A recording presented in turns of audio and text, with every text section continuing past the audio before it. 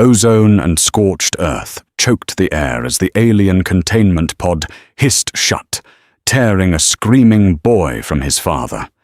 Hegemony harvesters took the child as biological currency. They left the battered farmer behind, calculating him as a zero-threat variable. That calculation was fatally flawed. Their empire enforced compliance through overwhelming plasma superiority and energy shields. They completely failed to account for a massive antique kinetic sniper rifle or the terrifying, dormant muscle memory of a man who used to erase lives from 2 miles away. Ozone and charred sage choked the air. Akiva Shaw knelt in the synthetic soil of his farm, a heavy steel wrench slipping in his grease-stained grip. He was 42, though the deep grooves around his eyes and the grey creeping into his stubble suggested a man a decade older. He grunted, leaning his weight into the rusted bolt of the moisture evaporator. It didn't budge. A few yards away, Leo sat cross-legged in the dirt. The boy was 8. He possessed a quiet, observant nature, currently focused entirely on constructing a miniature fortress out of discarded hydro-spanners and cracked ceramic tiles. The rhythmic clinking of Leo's building was the only sound competing with the low, steady hum of the colony's distant atmospheric processors. Akiva paused, wiping a streak of dark grease across his forehead with the back of his forearm. His back ached. His knees throbbed with a dull, familiar rhythm. It was a good ache, he often told himself. The ache of a man who built things, who coaxed life out of barren rock, rather than a man who ended it. The air pressure changed abruptly. It wasn't a sound, not at first. It was a physical weight pressing down on the eardrums, a sudden vacuum that made the hairs on Akiva's arm stand at attention. Then came the shadow. It rolled over the homestead like a creeping eclipse. Akiva looked up. The sky, usually a pale, dusty violet at this hour, was blotted out by the sheer mass of a Hegemony collection cruiser. It hovered silently, suspended by anti-gravity drives that displaced the air with a violent, shimmering heat haze. It was sleek, angular, and blacker than the void of space, a stark contrast to the rusty utilitarian geometry of human frontier tech. Akiva's heart slammed against his ribs. His stomach plummeted, turning into a block of ice. "Leo," Akiva said. His voice was low, devoid of panic, but tight as a wire. "Under the porch, now!" Leo looked up, his bright blue eyes, wide, reflecting the dark underbelly of the descending ship. He didn't ask questions. He scrambled to his feet, abandoning his fortress, and sprinted toward the gaps in the reinforced composite decking of their HAB unit. It was too late. The cruiser didn't land. It simply dropped them. 4 Hegemony enforcers fell from the bay doors, crashing into the dirt with heavy mechanized thuds that shook the ground. Their armor was a polished iridescent gunmetal, segmented and thick, completely obscuring whatever alien anatomy lay beneath. Akiva stood up, his hand tightening around the heavy wrench. It was a pathetic weapon, a laughable piece of iron against standard-issue energy shielding. His mind, trained years ago to assess threats with cold, mechanical precision, immediately calculated the odds. 4 targets, heavy armor, plasma carbines, no cover. Distance 20 yards. Survival probability 0. One of the enforcers raised a gauntlet. A beam of blinding blue light struck the porch just as Leo reached it. The kinetic force of the blast threw the boy backward. He tumbled into the dirt, crying out as his shoulder hit the hard-packed earth. "Leo!" Akiva lunged forward.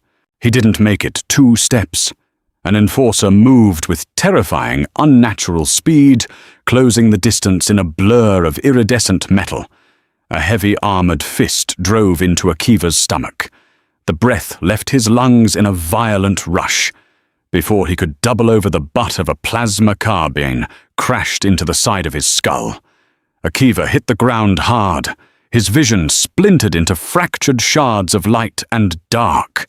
He tasted copper, A high-pitched ringing drowned out the sound of Leo screaming. Through the blur, Akiva watched. He couldn't move. His nervous system was short-circuiting his body, refusing to obey the desperate, screaming commands of his brain. "Get up," he told himself. "Get up." He managed to push up onto one elbow, his fingers digging frantically into the synthetic dirt. Another enforcer stood over Leo. The giant figure produced a small silver obelisk from its belt and ran it over the boy's head. The device chimed a pure clinical note that sounded entirely out of place in the dirt and grime of the farm. Biological resonance verified. A synthetic, heavily modulated voice crackled from the enforcer's helmet. "Prime genetic plasticity. The overseer will be pleased. Secure the asset." The enforcer reached down, hauling Leo up by the collar of his faded denim jacket. The boy kicked and thrashed his small fists, beating uselessly against the impenetrable armor. Dad. Akiva dragged himself forward. His head swam. Every instinct screamed at him to rush them to die, fighting to go out in a blaze of protective fury. But the deeper, older instinct, the cold, calculating ghost he had buried, whispered something else. If you die now, he's gone forever. Stay down. Survive. The internal contradiction tore at him. He felt like a coward, a pathetic, helpless worm, writhing in the dirt while his son was taken. Tears of absolute rage and profound shame pricked his eyes, mixing with the dirt on his face. The enforcer who had struck him aimed the barrel of the plasma carbine directly between Akiva's eyes. The weapon hummed a coil of searing blue energy gathering in the chamber. Akiva stared down the barrel. He didn't blink. He waited for the flash. "Leave him," a voice commanded from the ship's external speakers. The voice was smooth, cultured, and spoke perfect Anglic. "Commander Richter, he is defective meat, not worth the plasma expenditure. We have the harvest." The enforcer lowered the weapon, turned, and engaged a vertical thruster, leaping back into the belly of the hovering cruiser. The others followed, dragging a still screaming Leo with them. The heavy bay doors slid shut. The anti-gravity drives whined, pitching up to an ear-splitting frequency. The massive ship banked sharply and shot up into the atmosphere, leaving behind nothing but a swirling vortex of dust and the overpowering stench of ozone. Akiva lay in the dirt for a long time. The ringing in his ears faded, replaced by the crushing, absolute silence of the empty farm. He pushed himself up onto his hands and knees. His ribs ground together painfully. He crawled over to the spot where Leo had been sitting. The miniature fortress of hydrospanners and tiles was crushed, trampled under the heavy boots of the enforcers. Akiva picked up a cracked ceramic tile. His hands, previously strong and steady, were shaking violently. He didn't scream. He didn't curse the sky. He simply leaned to the side and violently emptied his stomach into the dust. When he was done, he wiped his mouth, his eyes entirely blank. The farmer was dead. The hab unit felt different. It was the same corrugated steel walls, the same flickering luminescent panels, the same smell of stale coffee and hydroponic tomatoes. But the air was completely dead. The absence of Leo was a physical pressure, a vacuum that sucked the oxygen from the room. Akiva stood in the center of the living area. His temple was swollen, a nasty purple bruise spreading down to his cheekbone. He walked to the kitchen counter, picked up a glass, and turned on the water tap. He filled it halfway before his hand convulsed. The glass slipped shattering against the metallic floor into 100 jagged pieces. He didn't flinch. He didn't look down. He just turned and walked into his bedroom. The room was Spartan. A bed, a footlocker, a small terminal. Akiva approached the bed and pushed it roughly to the side. The metal frame shrieked against the floorboards. Kneeling, he ran his fingers along the seams of the composite wood paneling.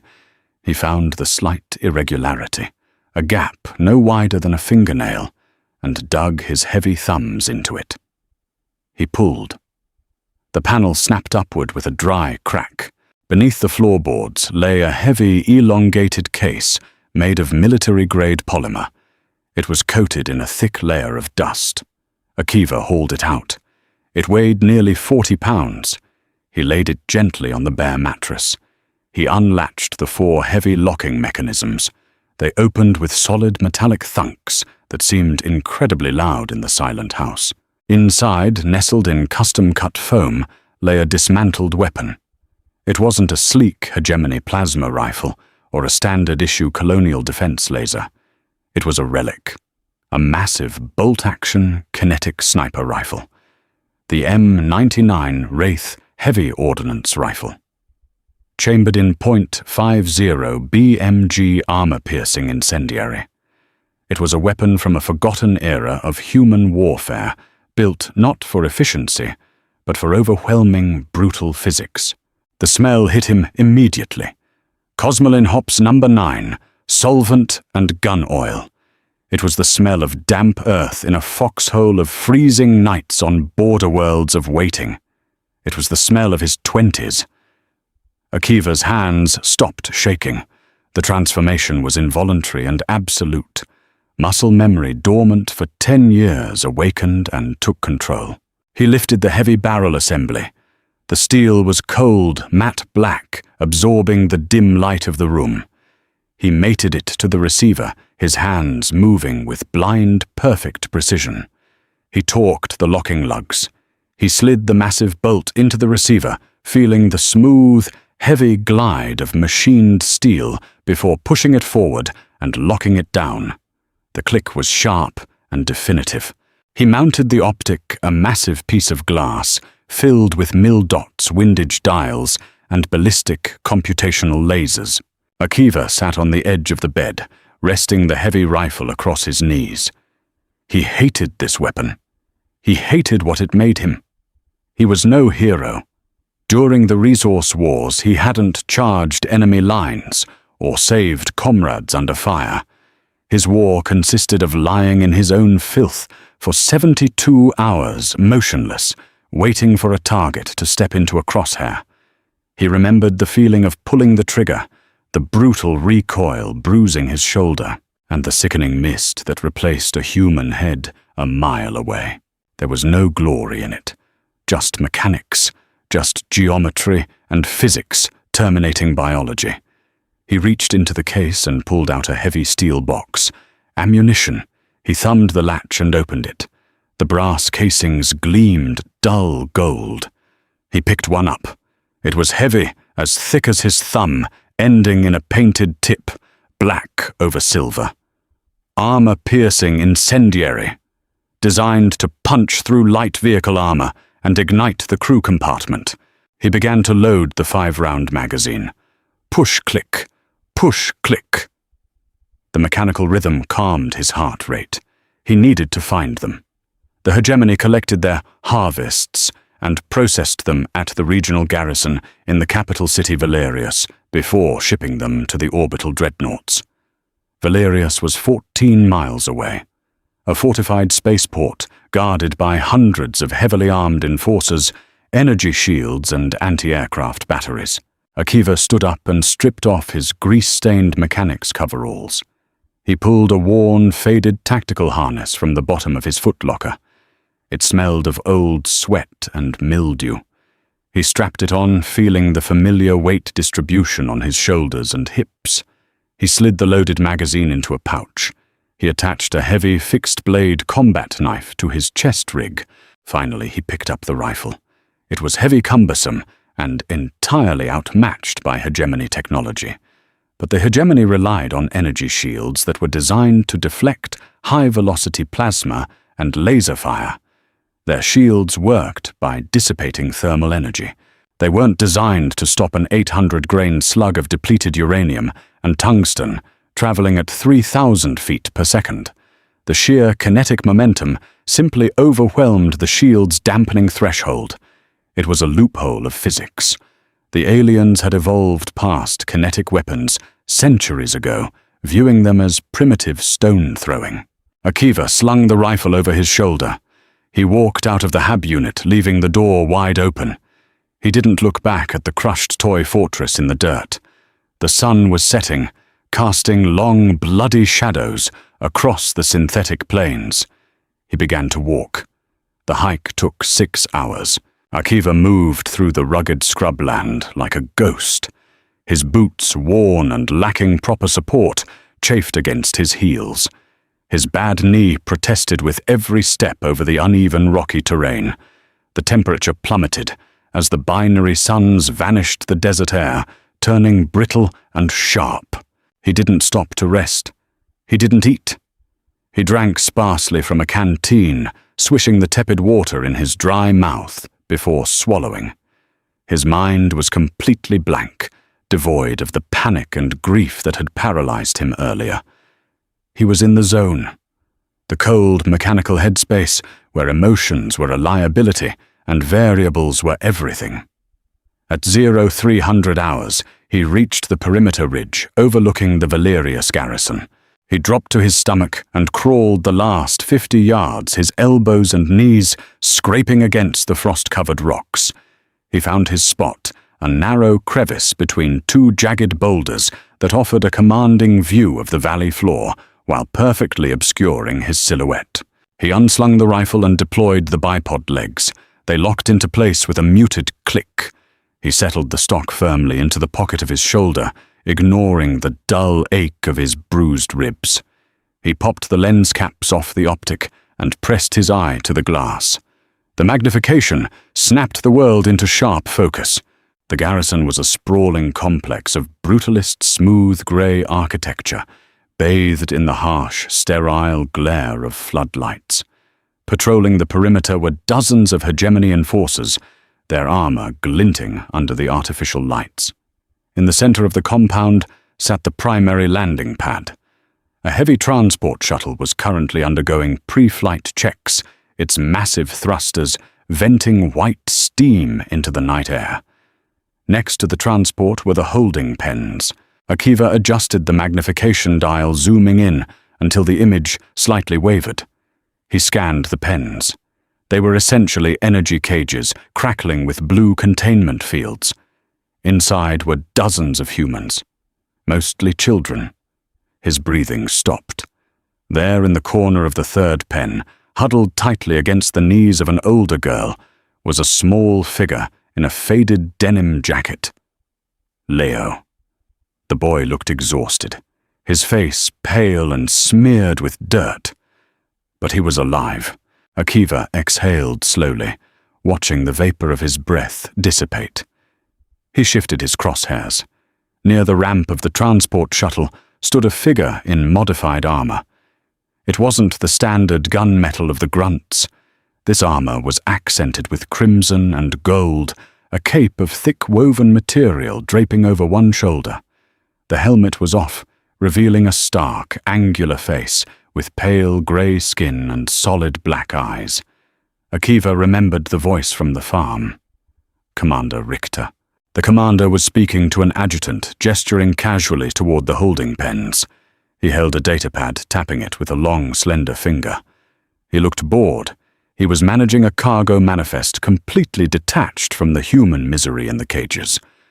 Akiva reached up and dialed the elevation turret on his scope. The math flooded his mind as natural as breathing. The target was exactly 240 yards away, over 1.25 miles. He needed to account for the drop of the massive bullet over that distance. He checked the tiny digital anemometer strapped to his wrist.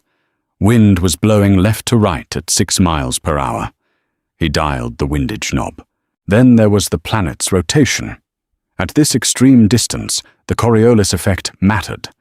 The bullet would be in the air for nearly 3 seconds. During that time, the planet would physically rotate beneath the projectile. He visualized the equation, an old mental reflex from Sniper School D equals omega times V times T squared times sine of I. The drift was negligible at short range, but at over 2,000 yards it meant a miss of several feet.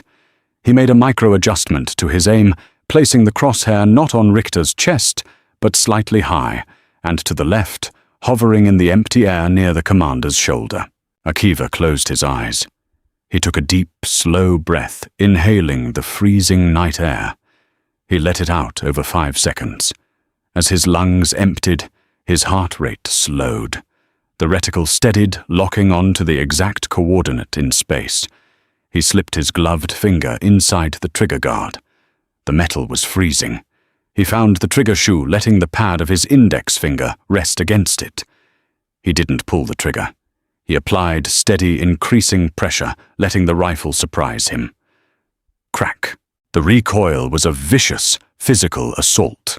The rifle slammed backward into his shoulder, sending a shockwave through his collarbone and rattling his teeth.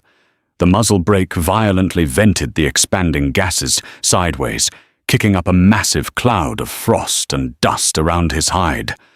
Akiva didn't flinch. He recovered from the recoil instantly, his eye glued to the scope, riding the rifle back onto target. The world seemed to pause. 1 second. 2 seconds.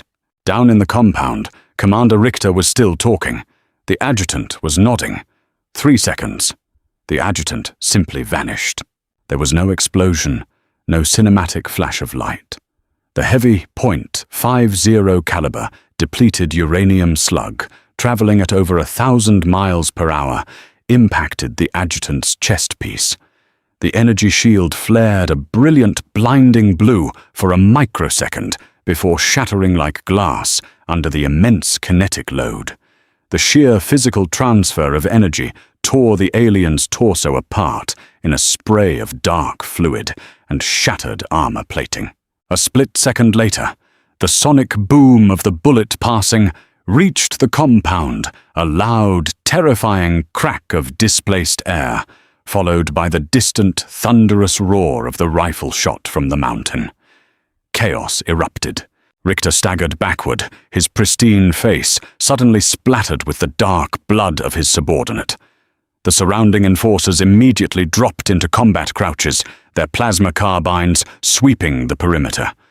They looked up, scanning the sky, expecting a dreadnought, a strafing run, a heavy artillery strike. They had absolutely no idea where the attack came from.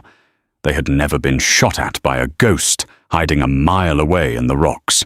Up on the ridge, Akiva chambered another round, the spent brass casing ejected, pinging softly against a rock.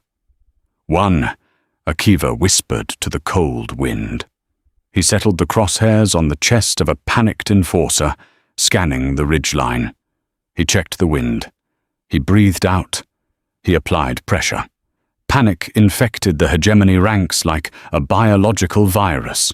Down in the floodlit basin of the Valerius garrison, 50 highly trained enforcers were suddenly reduced to a disorganized swarm. They were bred for asymmetrical warfare, accustomed to subjugating indigenous populations with overwhelming technological superiority. They expected massed charges, crude laser volleys, or desperate suicide bombings. They did not expect the air itself to tear their comrades apart. Akiva racked the bolt back. The heavy brass casing spun through the freezing air, landing with a muted clink against the granite. A thin ribbon of white smoke curled from the ejection port, smelling sharply of ammonia and burnt carbon. He shoved the bolt forward, feeling the heavy locking lugs bite into the steel receiver. Target acquired. Through the magnified optic, he watched a heavy weapons specialist haul a shoulder-mounted plasma cannon onto the roof of a prefabricated barracks. The alien was sweeping the sky thermal visors, glowing a dull orange, looking for a low-flying gunship. Akiva adjusted his breathing. His shoulder throbbed a deep, radiating ache spreading down his bicep. The M99 was a punishing master. He rested the crosshairs on the specialist's center of mass. The mental checklist ran automatically, a cold algorithm suppressing the desperate father beneath. Distance 2,050 yards. Elevation hold upper chest. Windage half-mil left. Mirage barrel heat increasing. Minor optical distortion. He squeezed. The recoil punched him a heavy blunt trauma that rattled his jaw. 3 seconds later, the plasma cannon specialist crumpled. The armor-piercing round shattered the energy shield, punched cleanly through the segmented chest plate, and detonated the plasma battery strapped to the enforcer's back. A localized explosion of blinding blue fire consumed the roof of the barracks. 2 nearby guards were thrown violently to the permacrete. 2, Akiva muttered. His voice sounded thin and raspy, foreign to his own ears. He was settling into the terrible familiar rhythm of his past life. He hated this numbness. Down there, his son was trapped in a cage of hard light, terrified, and alone, surrounded by monsters. Akiva wanted to scream, to charge down the mountain and tear the aliens apart with his bare hands. But anger made you sloppy. Anger made you jerk the trigger. He buried the father in a shallow mental grave and let the sniper take over. Down in the compound, Commander Adrian Richter was not panicking. Richter knelt behind the heavy treads of a cargo lifter, his dark, solid black eyes scanning the perimeter. He wiped a smear of his adjutant's blood from his pale cheek, examining the viscosity on his fingertips. He opened a localized comms channel. Cease scanning for thermal exhaust. Richter ordered his cultured Anglic voice, devoid of inflection. There is no gunship. Drop the localized anti-air shields. They are useless. Commander, we are taking heavy casualties. Trajectory indicates an orbital railgun strike. Idiot, Richter hissed. An orbital strike would leave a crater the size of a habitation sector. Look at the bodies. Richter peered around the massive tire of the lifter. He saw the shattered chest piece of his adjutant. He saw the way the heavy weapons specialist had been thrown backward before the plasma cell detonated. Kinetic. Richter murmured, a slow realization dawning. A hypervelocity solid projectile. Primitive. He tapped his datapad, drawing a line from the impact angles, extending it upward over the perimeter walls, past the automated defense turrets, and straight into the jagged, ice-covered peaks of the northern ridge. Sector 7 Grid Alpha, Richter transmitted. Distances excess of 1 human mile. Impressive optics for a dirt farmer. Focus the mortar batteries on that ridgeline. Burn the rock to glass. Up on the mountain, Akiva saw the shift in their tactics. Through the scope, the erratic, panicked movements of the enforcers stopped. They began moving with terrifying, synchronized precision, forming a defensive ring around the transport shuttle and the holding pens. Shield bearers locked their energy bucklers together, creating a shimmering blue dome over the cages. Akiva couldn't see Leo anymore. His chest tightened a brief spike of pure terror, breaking through his mechanical calm.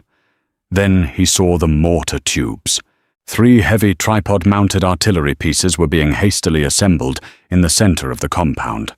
The crews moved with lethal efficiency, sliding glowing cylindrical plasma charges into the breaches.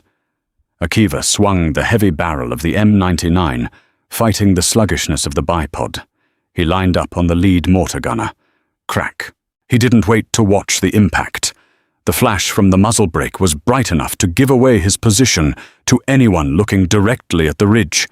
He immediately grabbed the rifle by the carrying handle, rolling violently to his right.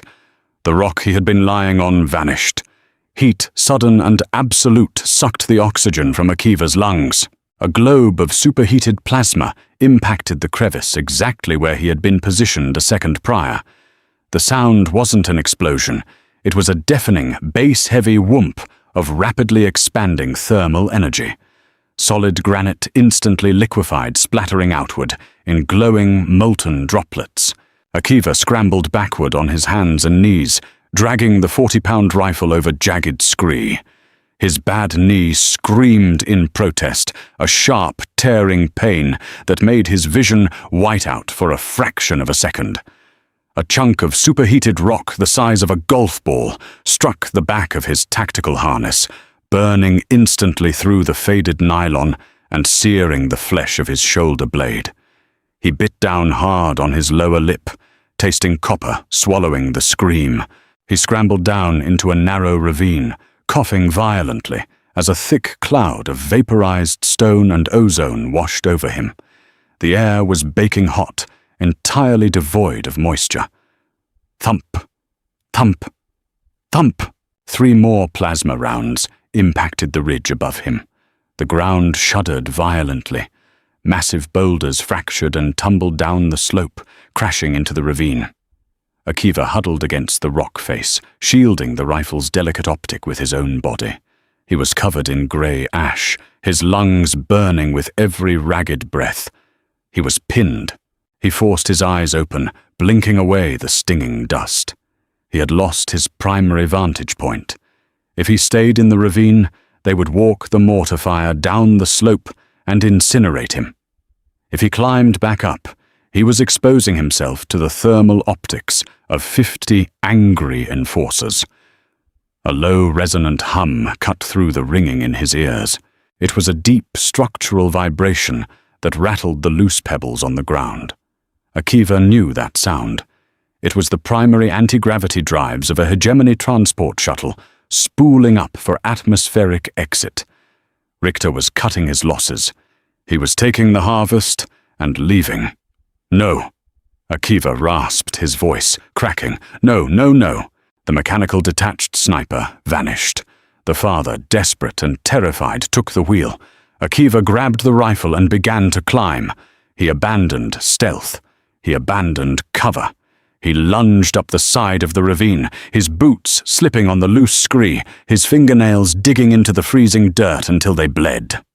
He hauled himself over the lip of a secondary outcropping, exposing himself completely to the valley below.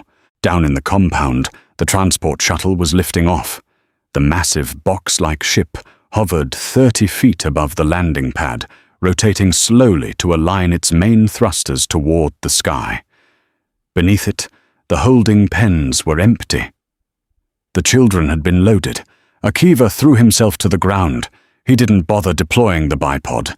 He rested the heavy barrel on a jagged stump of petrified wood, jamming the stock into his bruised shoulder. He ripped the lens caps off the scope. The glass was covered in a thin layer of ash. He smeared it away with a bloody thumb, smudging the optic, blurring his vision. Breathe. Stop shaking. Breathe. He couldn't stop shaking. His chest was heaving, his heart hammering against his ribs like a trapped bird. The shuttle was accelerating 40 feet in the air, 50. Akiva slammed a fresh 5-round magazine into the well. He racked the bolt. He couldn't shoot through the armored hull of the transport. The M99 was powerful, but it wasn't a ship killer. He needed a vulnerability. He scanned the ascending vessel through the smudged glass.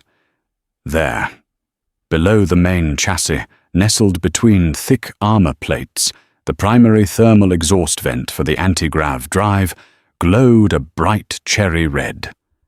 It was a narrow opening, heavily shielded by a slatted grate designed to vent the massive heat generated by displacing gravity. It was an impossible shot. The target was moving vertically, increasing speed exponentially.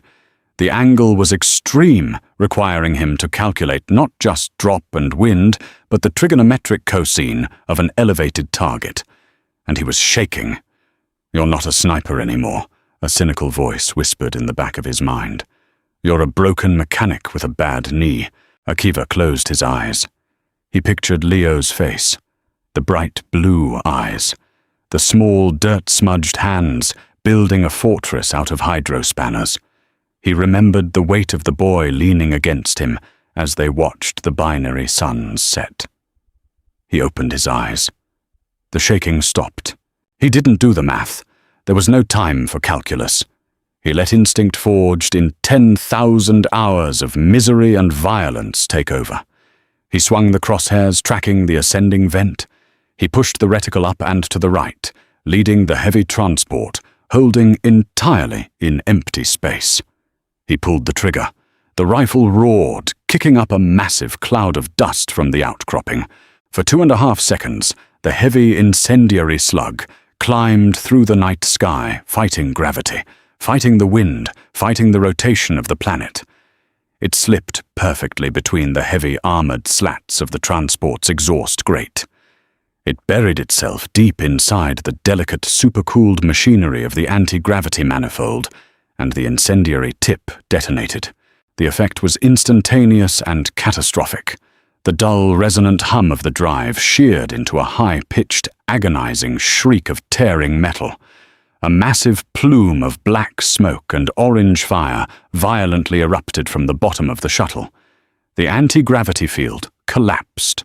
The transport, weighing several hundred tons, simply dropped out of the sky. It fell 60 feet, crashing back onto the permacrete landing pad with an earth-shattering crunch.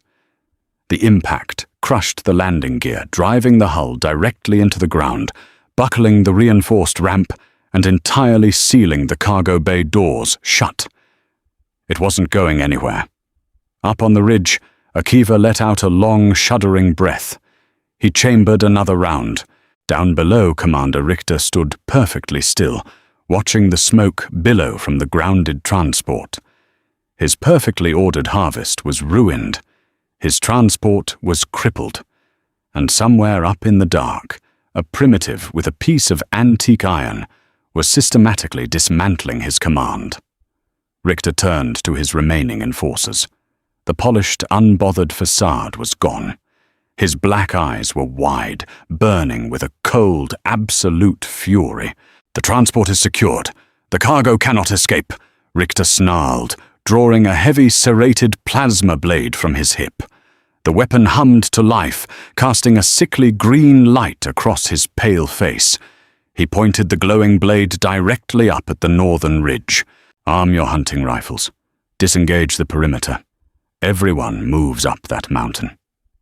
Richter's voice echoed across the compound, stripped of its cultured veneer. "Find the primitive.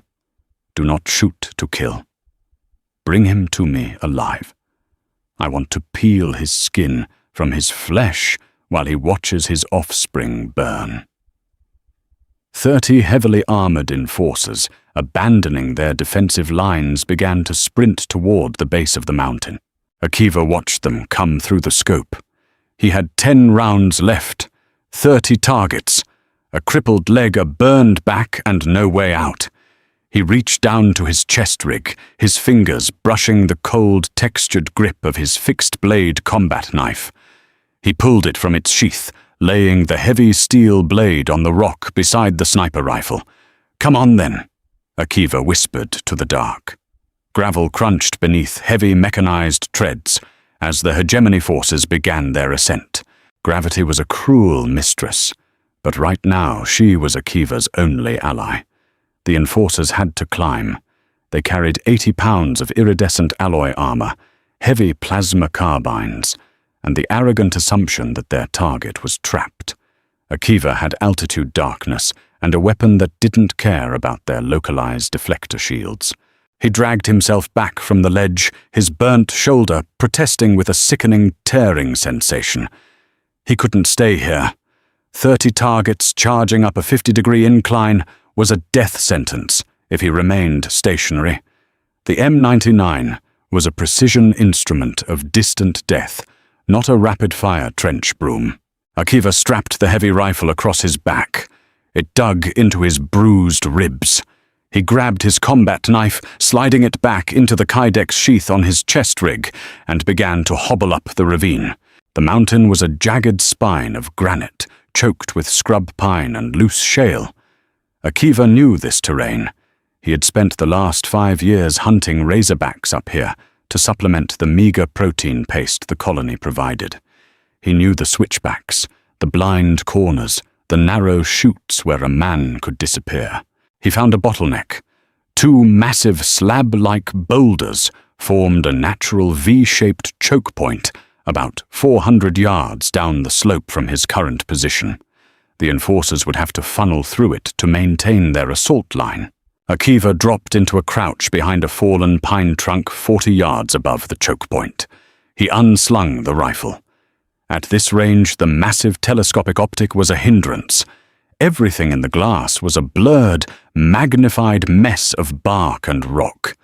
He reached up, twisted the quick detach levers on the scope mount, and yanked the heavy optic off. He laid it gently in the dirt. He flipped up the crude iron backup sights.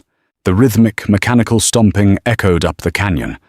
It sounded like an industrial meat grinder grinding through bone. Thermal optics swept the trees, casting faint, eerie orange glows through the freezing fog settling over the mountain. Akiva regulated his breathing. Inhale for 4. Hold for 2. Exhale for 4. The first alien stepped into the V-shaped gap. Its armor was pristine, the insectoid helmet swiveling sharply as it scanned the tree line. Akiva didn't aim for the head. At 40 yards, the parallax of the heavy rifle meant his point of impact would be drastically lower than his line of sight. He aimed for the glowing blue battery pack, situated on the enforcer's lower back, visible just above the hip line. He pulled the trigger. Without the heavy optic weighing it down, the rifle kicked like a wild mule. The muzzle blast at this close range was catastrophic. A concussive wave of sound and pressure flattened the scrub grass around him and sent a shower of pine needles raining down. The .50 caliber slug hit the enforcer's hip joint. It didn't just pierce the armor, the kinetic transfer completely amputated the alien's leg. The massive body spun, wildly crashing into the rock wall as the breached plasma battery began to violently vent superheated gas. 29. Akiva coughed, racking the bolt. Before the body even hit the ground, 2 more enforcers poured through the gap, their carbines tracking the colossal muzzle flash. Blue plasma bolts the size of footballs shrieked through the air. One struck the fallen pine trunk a foot from Akiva's head. The wood exploded into a shower of burning splinters. Searing heat washed over his face, singeing his eyebrows and eyelashes. The smell of burning sap and ozone was suffocating. Akiva rolled hard to his right, coming up on his good knee. He fired blind through the smoke. The heavy bullet clipped the shoulder of the second enforcer, spinning him backward into the path of the third. He didn't wait to see if they fell. He shoved the last 3 rounds into the magazine, grabbed the rifle by the barrel, ignoring the blistering heat of the metal, and scrambled further up the mountain. The hunt had devolved into a brutal, grinding retreat. He fought them for an hour. He led them through briar patches that tore at their armor joints, across unstable shale fields, where their heavy boots triggered localized rock slides, and into narrow defiles, where their superior numbers meant nothing. He fired, racked, ran, and fired again. He used his environment. He shot the ice-heavy branches of ancient pines, dropping tons of frozen timber onto advancing squads. He shot the unstable rock overhangs, burying enforcers in avalanches of jagged granite. But they were relentless, and they were fast.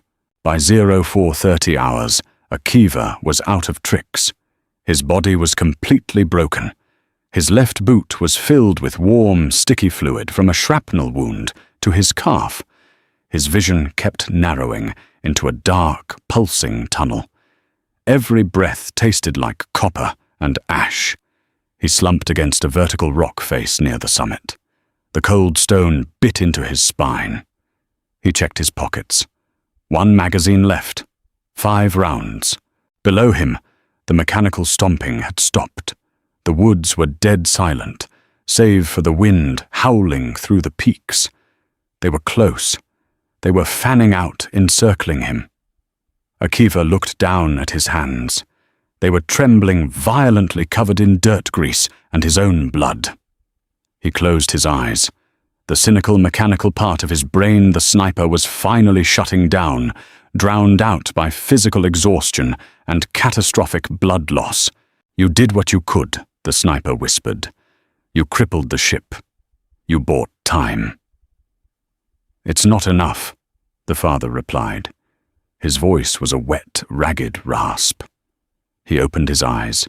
He hauled himself to his feet, leaning heavily on the M99 like a crutch. He chambered around. The metallic clack-clack sounded pathetically small against the vast, dark mountain.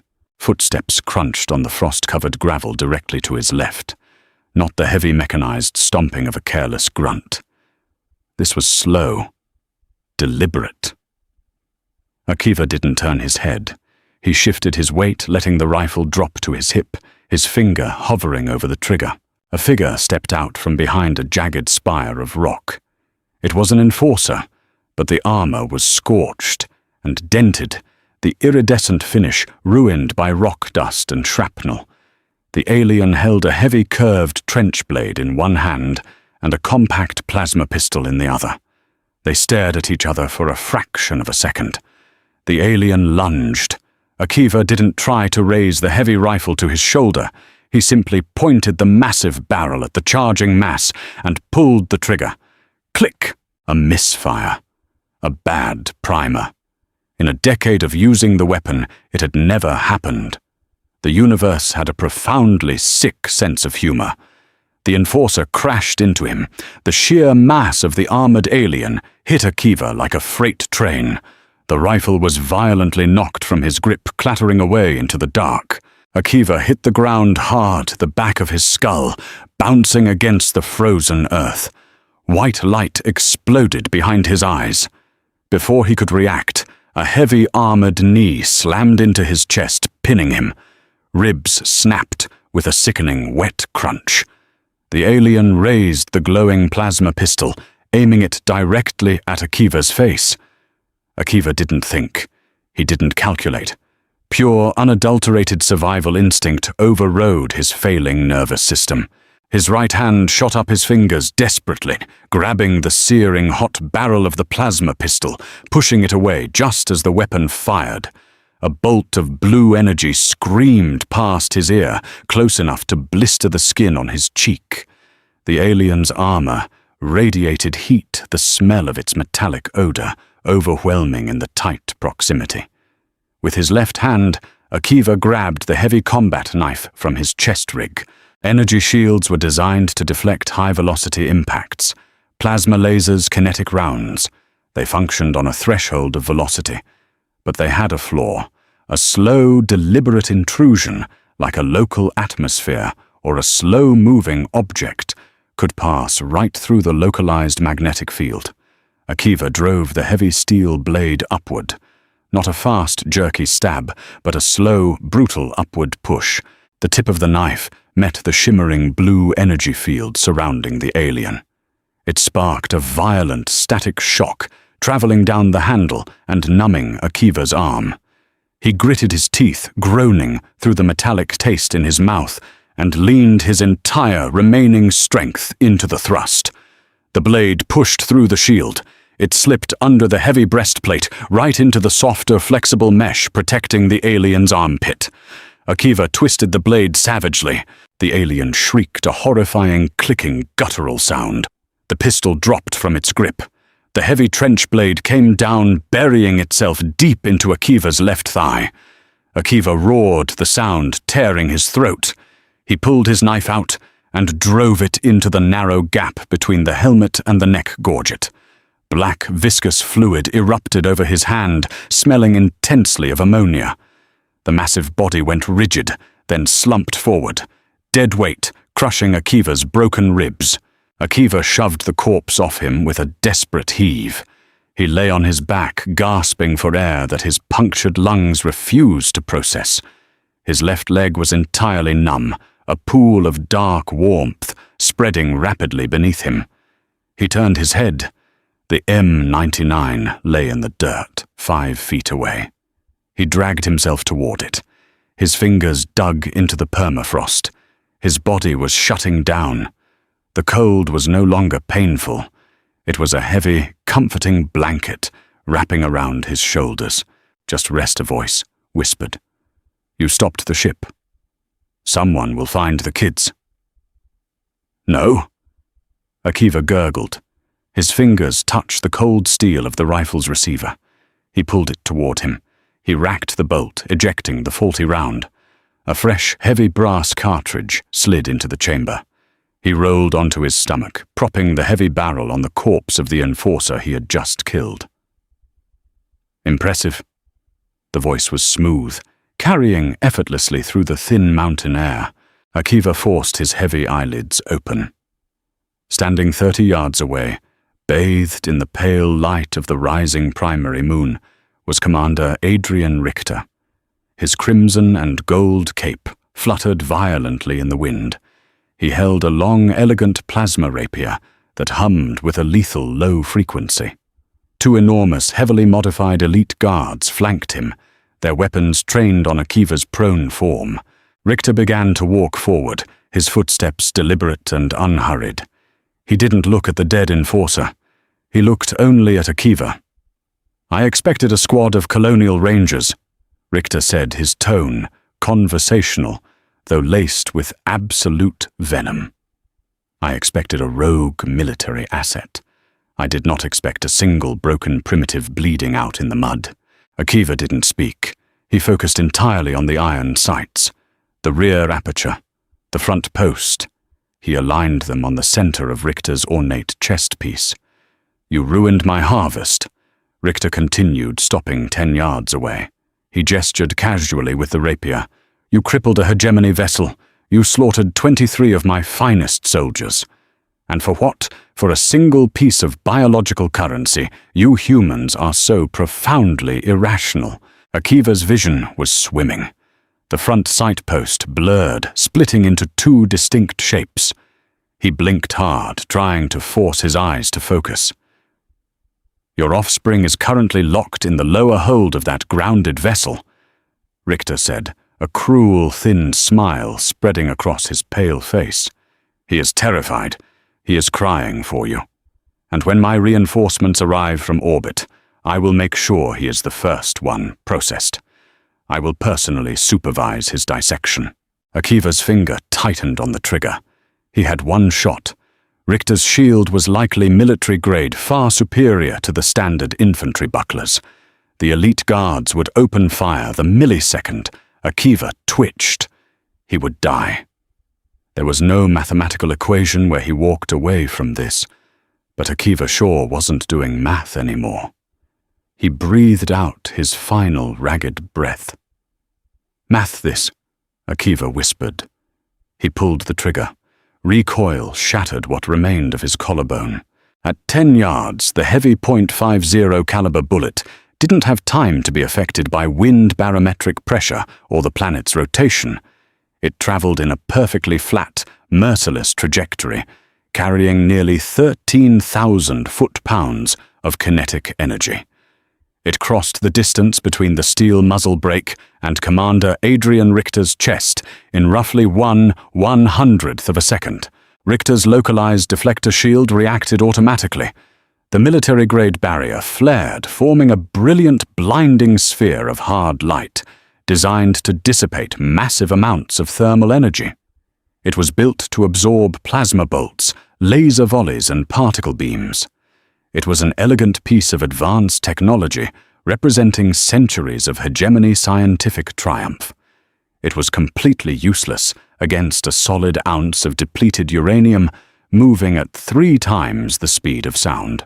The kinetic mass slammed into the hard light barrier. The sheer physical momentum overwhelmed the shield's harmonic frequencies instantly. The generator on Richter's belt emitted a high-pitched, agonizing squeal before violently short-circuiting. The barrier shattered like a pane of brittle glass, the blue light dissolving into a shower of harmless, static sparks. The armor-piercing tip of the bullet punched through the ornate crimson-accented chest plate as if it were wet cardboard. It traveled deep into Richter's thoracic cavity before the incendiary payload detonated. Akiva did not see the alien commander fall. The concussive blast from the muzzle at such close range kicked up a thick wall of frost and pulverized dirt, momentarily blinding him. But he heard it. The heavy, wet thud of an organic body being violently disassembled. He heard the metallic clatter of the plasma rapier hitting the stones.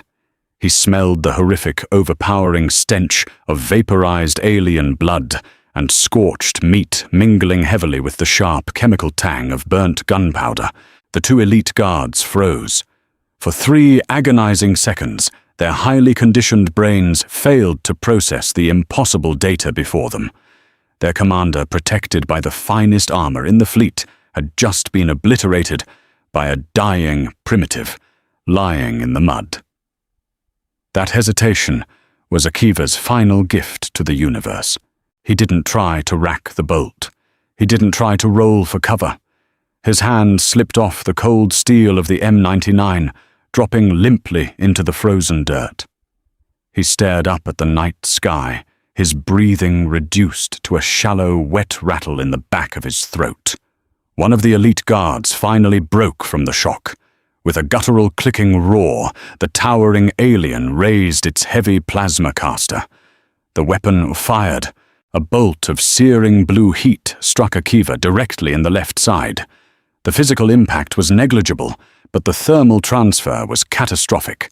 The plasma instantly vaporized his tactical harness, burning through his heavy canvas jacket and flash-cauterizing the flesh and muscle of his ribs. The pain was so absolute, so complete, that Akiva's nervous system simply rejected it. A wave of cold numbness washed over him, starting at his extremities and rapidly rushing toward his chest. His vision narrowed into a tiny, dark tunnel. The guard stepped forward, raising its weapon for the killing blow. Then the mountain exploded. It wasn't a hegemony mortar. It was the deafening, unrefined roar of internal combustion engines. Over the eastern ridge, cutting through the thin, freezing fog, came 3 colonial militia gunships. They were ugly, angular machines, retrofitted from heavy agricultural lifters and bolted thick with crude steel plating. They belched thick plumes of black diesel exhaust into the night, their heavy rotor blades chopping the air with a violent, deafening rhythm. The hegemony had underestimated the primitive nature of human weaponry, but more importantly, they had underestimated human proximity. The massive mortar barrage Richter had ordered had lit up the horizon like a beacon, drawing every paranoid, heavily armed colonist within a 50-mile radius. The lead gunship banked sharply over the ravine. Mounted on its side door was a twin-linked, belt-fed rotary cannon. The gunner didn't bother with precision targeting. A torrential river of heavy-caliber tracer fire poured from the sky. The sheer volume of lead swept across the rocky outcropping, tearing the scrub pines to shreds and kicking up massive geysers of stone.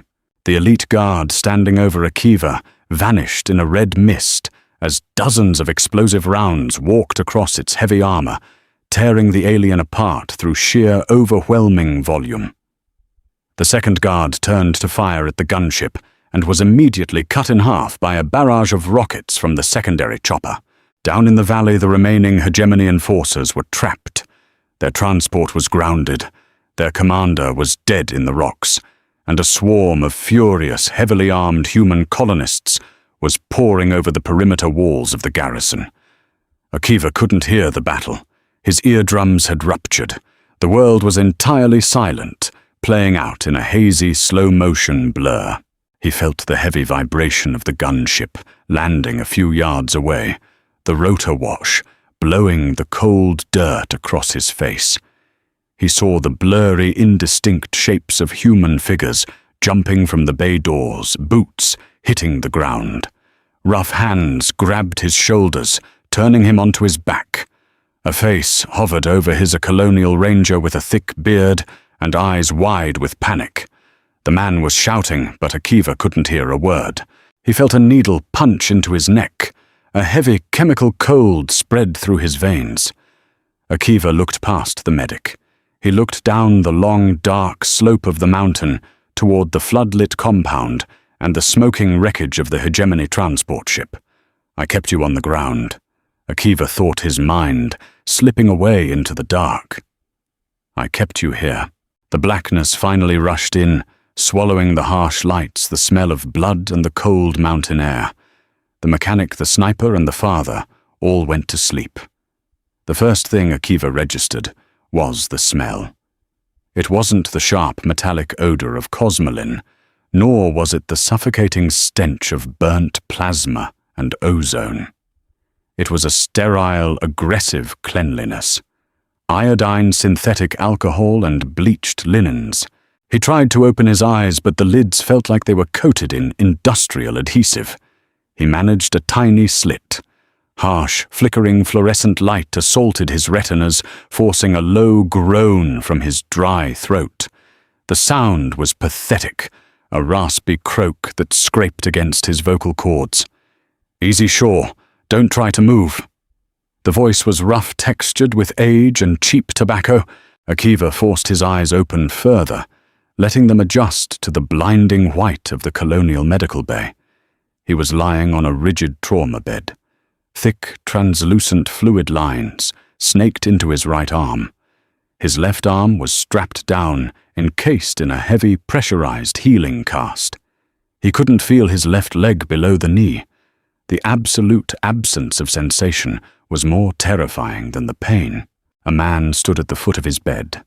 He wore the faded grey fatigues of the colonial militia, a silver captain's bar pinned to a crooked collar.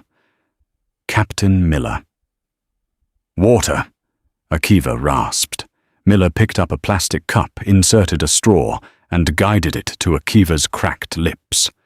The water was lukewarm and tasted heavily of chemical filtration, but it was the greatest thing Akiva had ever consumed. He drank until Miller pulled the cup away. "Slow down," Miller grunted, setting the cup on a metal tray. "You've been under for 4 days. Your internal organs looked like ground meat. The autodoc had to synthesize 3 of your ribs and reroute your left kidney. The plasma burn on your side nearly cooked your spine." Akiva swallowed hard, staring at the ceiling tiles. The memories came flooding back, violent and disjointed. The cold mountain, the crushing weight of the alien, the massive recoil of the rifle. The ship Akiva whispered his heart monitor, spiking a rapid beep, beep, beep, filling the sterile room. The ship in the valley. "Grounded," Miller said, crossing his arms over his chest. Engine casing was completely shattered by a heavy incendiary round. Must have been a 1 in a million shot. Miller paused, looking at Akiva with a mixture of deep unease and profound respect. "We swept the compound after you took out their commander." Miller continued, his voice dropping lower. "The hegemony forces broke. They aren't used to fighting without air support or a clear chain of command. Once Richter was dead, they panicked. We took heavy losses, but we wiped them out." "The hold!" Akiva interrupted his hands, clenching into fists, tearing at the IV lines. "Did you open the hold?" Miller didn't answer immediately. He turned his head toward the heavy metal door of the private recovery room. He pressed a button on the wall intercom. "Send him in." The heavy door hissed, sliding open on pneumatic tracks. A small figure stepped into the harsh light of the med bay.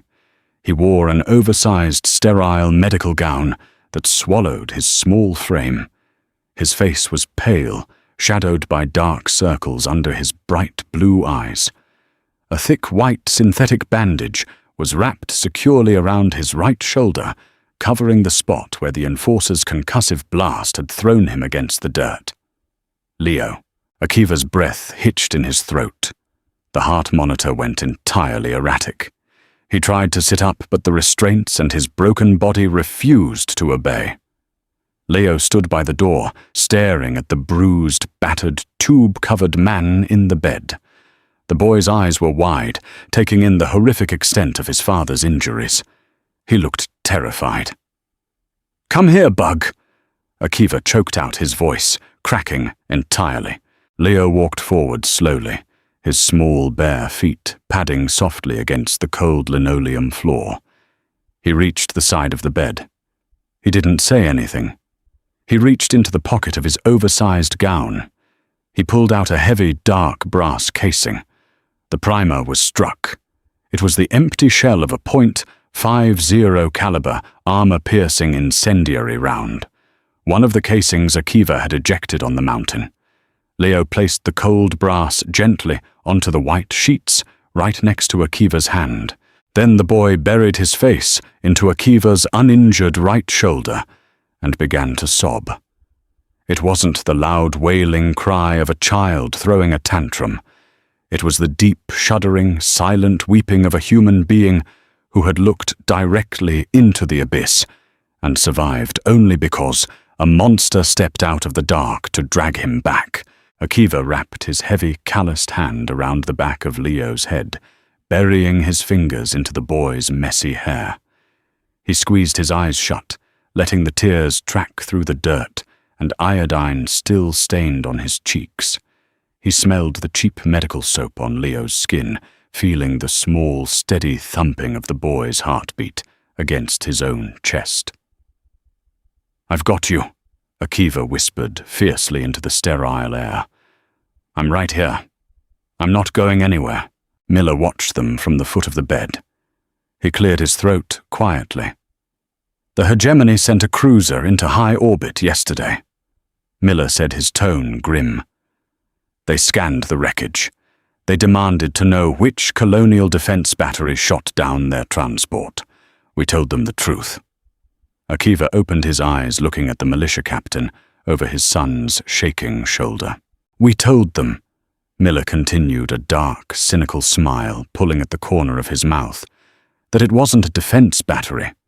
We told them a single dirt farmer with an antique rifle grounded their ship and blew their commander to pieces." "Did they believe you?" Akiva asked quietly. "No," Miller admitted. "They think we're hiding a massive orbital defense grid. They pulled their ships back to the outer system. They're terrified. They operate on logic shore. They calculate risk-reward and acceptable losses. They don't understand an enemy who will crawl through their own blood up a freezing mountain to fight 30 heavily armored soldiers with a piece of iron." Miller turned and walked toward the door, pausing as it hissed open. "They don't understand spite," the captain said. "They don't understand what a human being will do when you take what belongs to them. But they're going to learn." The door slid shut, leaving Akiva and his son alone in the quiet hum of the med bay. Akiva looked down at the empty brass casing resting on the white sheets. It was heavy cold and entirely devoid of purpose now. It was just a piece of metal. He didn't want to be a sniper anymore. He didn't want the ghost of the M99 haunting his hands. But as he held his son tight against his shattered chest, feeling the phantom ache of his missing leg and the burning throb of his synthesized ribs, Akiva Shaw accepted a cold, absolute truth. The universe was a hostile, unforgiving void, filled with monsters who thought humanity was nothing more than biological currency waiting to be harvested. They would come back. If not tomorrow, then in a year or 10. And when they did, Akiva would be waiting. He would build the moisture evaporators. He would grow the crops. He would raise his son. But he would never bury the rifle under the floorboards again. He picked up the empty brass casing his thumb, running over the struck primer. The farmer was dead. But the father was very much alive, and he was more dangerous than ever. If you felt the visceral thrill of a desperate father breaking the rules of the universe for his son, don't let the story end here. Hit that like button to show your support, and share this video with anyone who loves gritty, grounded HFY sci-fi, where human spite beats alien technology every time. Your engagement helps us bring more dark, emotional, and pulse-pounding stories to life. Don't forget to subscribe and ring the bell so you never miss an upload. Let us know in the comments, what antique weapon would you use to fight the hegemony?